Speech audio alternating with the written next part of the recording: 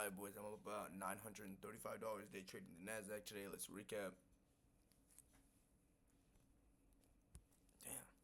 Alright, it's that way. Yeah, as you can see, $935. Our account is locked up. We've half passed the eval today. One of it was really lucky. Boom. So coming into market open, we had a bunch of things. Let me go back to replay mode just to show y'all.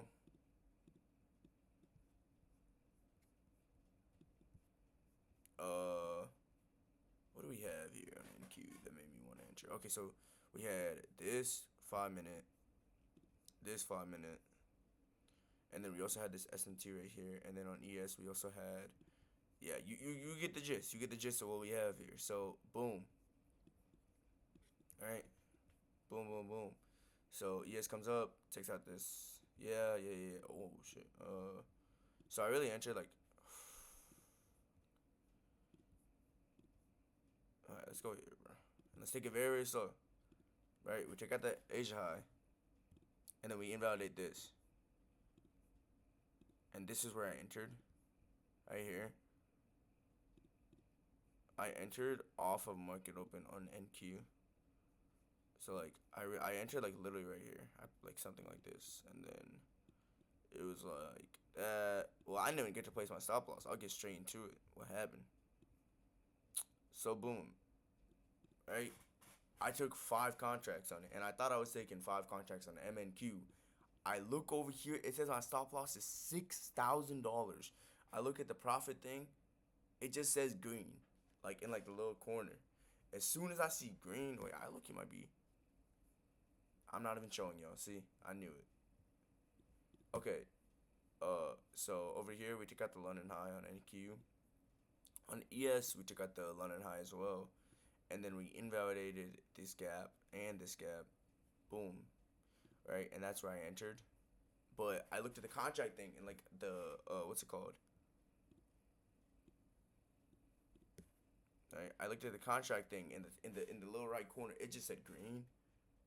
Cause as soon as I seen the $600 stop loss, I seen green on the corner. I just closed. I didn't care if it was like $5, $10, $1,000. It doesn't matter because I do not want to be in a trade where 1/3 of the drawdown of the trade is my entire account, right? And I'm so lucky that I just didn't blow it off of that. So, boom, right? I was like, fuck that. I don't even want to be part of that. And then I'm just sitting here waiting. What's gonna happen? Boom, and we did end up making a move towards the downside, but I wasn't really concerned with that. Boom, we're filling in this fair value gap right here on NQ. Bang, I'm trying to wait for an invalidation, but I'm really not trying to rush it. More so, I really want to see an invalidation of this 1 minute gap and this 5 minute bullshit value gap right here. And that's what we end up getting on ES right here, and this is exactly where I entered. Even though we're filling this 1 hour gap, it's a little bit of a gamble, but we're having so much towards the downside. Like I didn't feel like there was any point at which we reversed. So at 840, I enter right there, bang, and the rest of it, I'm really just waiting for the London high to get taken out, or the London low to get taken out, bang, and we're just like sort of just playing around. And I don't even go break even at 847. That's just a little okay. I would think. All right, bro.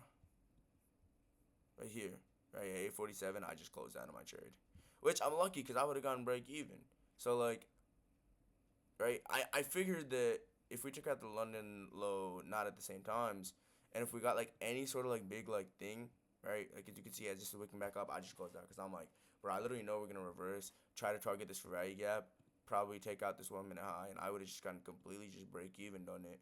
So I'd rather secure some profit. So I think I made like $400 off the first trade, $500 off the second trade. That sounds about right. Alright, I probably like, let's say I exited somewhere here, 200 times 2.5. Yeah, so I probably ended up like exiting like somewhere over here. Which is like, I mean, bro, I just, like, I knew I was gonna get break even, so in my head it was a good move. So we're halfway past the evals. I do assume, right?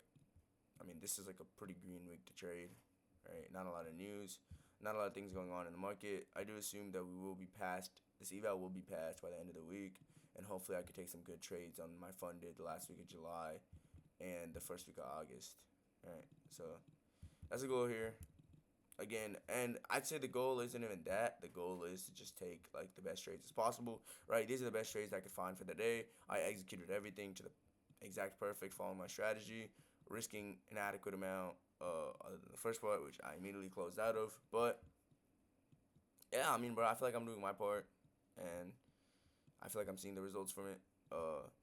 Not really taking like stupid trades, not really forcing anything, looking for what the market gives me, and that's that. I appreciate y'all boys, and y'all boys have a blessed one. I'll catch y'all either tomorrow or whenever I check my next trade.